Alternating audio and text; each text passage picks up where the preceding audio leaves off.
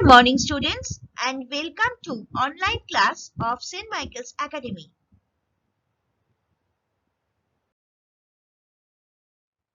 Today we will discuss nutrition in bacteria.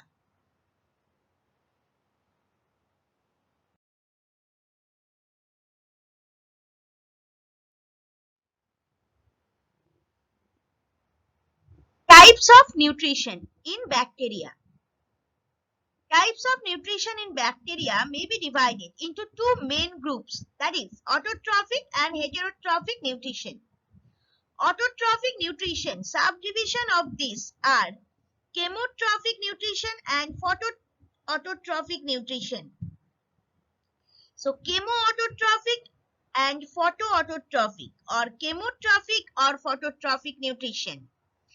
And heterotrophic subdivisions are parasitic, saprophytic and symbiotic nutrition.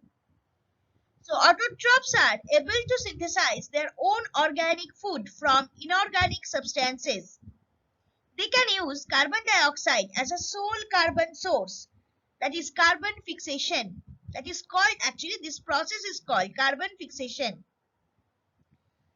And heterotrophs are unable to manufacture their own organic food and hence are dependent on external source. They cannot use carbon dioxide as a carbon source. So these are the basic difference between autotrophs and heterotrophs. Now in your syllabus, only autotrophic, saprophytic and parasitic nutritions are there. So in this video, we are going to discuss only about these three nutrition. So students, let's start.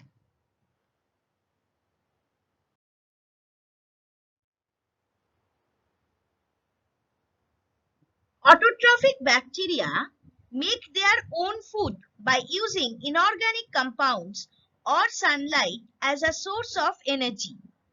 They contain pigments that are very similar to chlorophyll, which help in making food. So, autotrophic bacteria can prepare their food by using raw materials and external energy. They can prepare their food by using solar energy in the presence of photosynthetic pigment, bacteriochlorophyll and chlorobium chlorophyll, which are very similar to original chlorophyll in case of plants.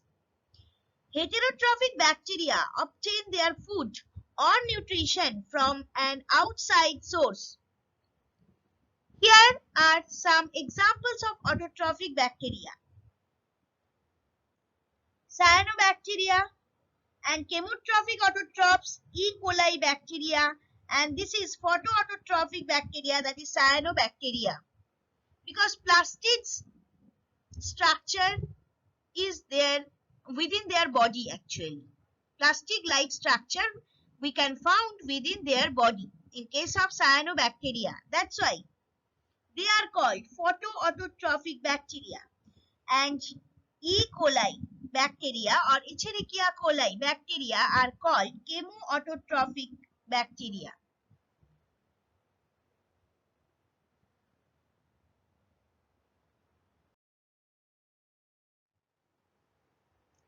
Next one is saprophytic nutrition.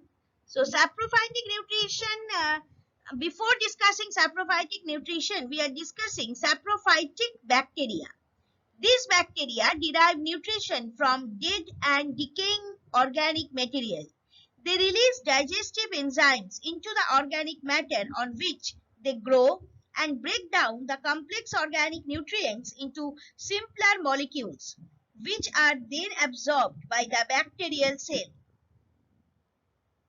The mode of nutrition in which organisms feed on dead and decaying matter is called saprophytic nutrition.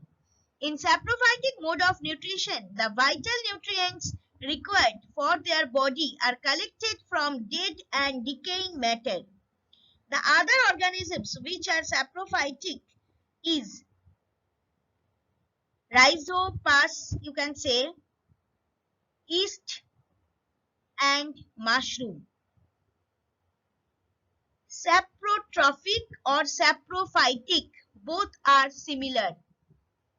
Now, Decay bacteria in soil. Saprophytic bacteria break down dead organisms to return essential nutrients to the soil.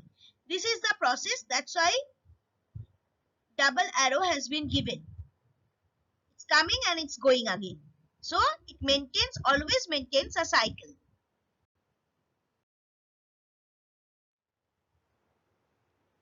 Now parasitic nutrition.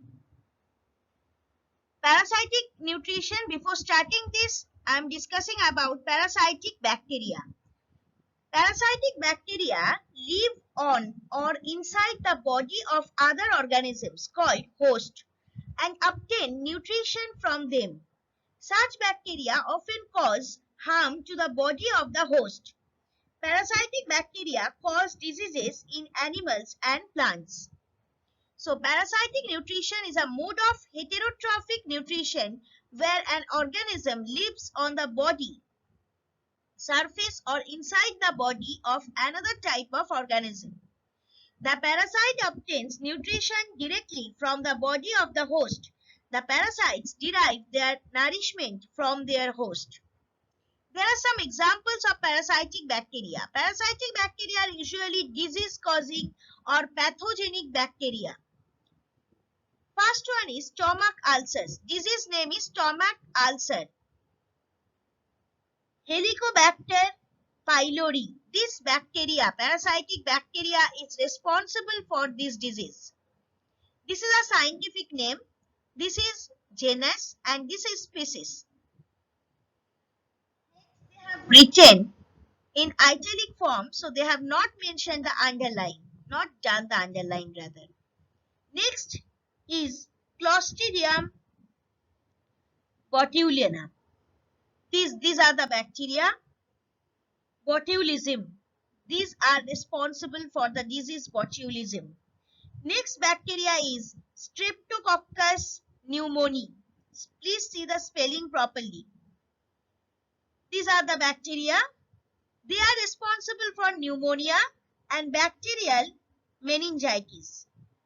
Next one, Treponema pallidum. Disease caused syphilis. These are the bacteria. And the last one is Streptococcus pyogenes. These are the bacteria. They are responsible for strep throat, tonsillitis, and scarlet fever. One thing I want to mention that besides these pathogenic bacteria, there are lots of other pathogenic bacteria also. But here we are just discussing these names.